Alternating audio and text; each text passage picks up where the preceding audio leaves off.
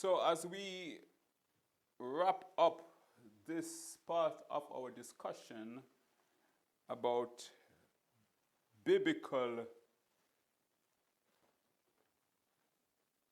theological genealogy, we look at the God of Abraham, Isaac, Jacob as a foundation of understanding the biblical God. You must get that statement, and the understanding and the teaching of that statement start with what God gave Moses in the 5 books of Moses, the Pentateuch up to the psalmist, the prophets, and the revelation and teaching of the Christ. A further explanation. 1, the people. You have to get this right. The people. What people? The Hebrews, the descendants of Abraham, Isaac, Jacob. And here in Psalm 147, verse 19-20, he declares that to Jacob I have revealed my laws. I have not done it to no other nation. They do not know my law. Here God is saying, I reveal my teachings to this people. It's the Jews who have the teaching of the God of Abraham, Isaac, Jacob. And through them would come Christ. Must get the right people if you're going to get biblical theological genealogy right. Need the right people with the teaching of God. The authority. Moses, God elevated to the place of authority to teach his law. Numbers 12, verse 8, was a discussion where God said to Aaron and Miriam that Moses I speak to face. You must listen to Moses, my servant. Here it discussed where in the New Testament it says, God said that this is my beloved son, in whom I am very pleased, I'm well pleased, hear him. As with Moses, so with Jesus, the great authority for teaching in the Bible. In fact, Moses said that God shall raise up a prophet like unto me from among your brethren. And him, that one you should listen to. So we ought to follow the teachings as to see the authority of Moses to teach in the land. And of course, the prophets also taught and other leaders. But the primary authority for teaching the way of the Lord in Israel was Moses, the prophets, the psalmists. And in the New Testament, it is Christ.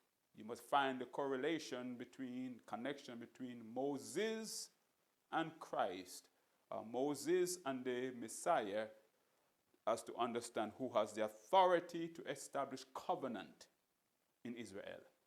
And over here you have theology or doctrine or teachings, the law of Moses, the prophecies, and the doctrine of the church. Prophecies here, David also prophesied.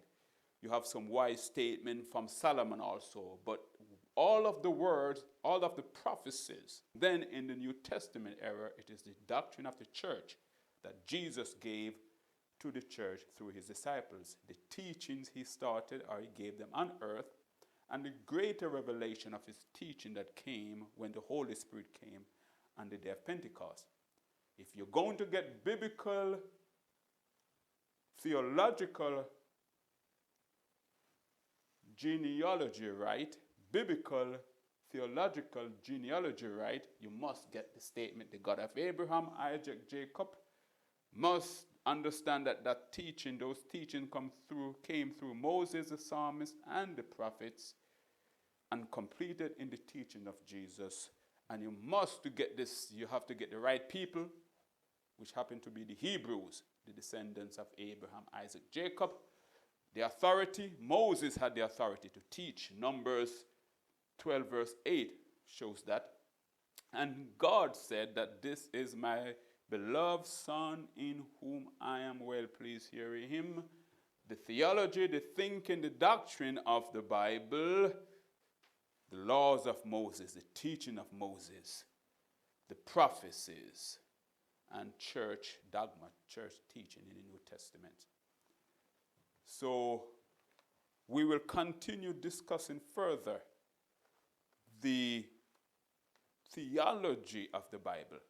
What did Moses really say? What did they teach in the Bible? This is to lay the foundation. This is the ground for it.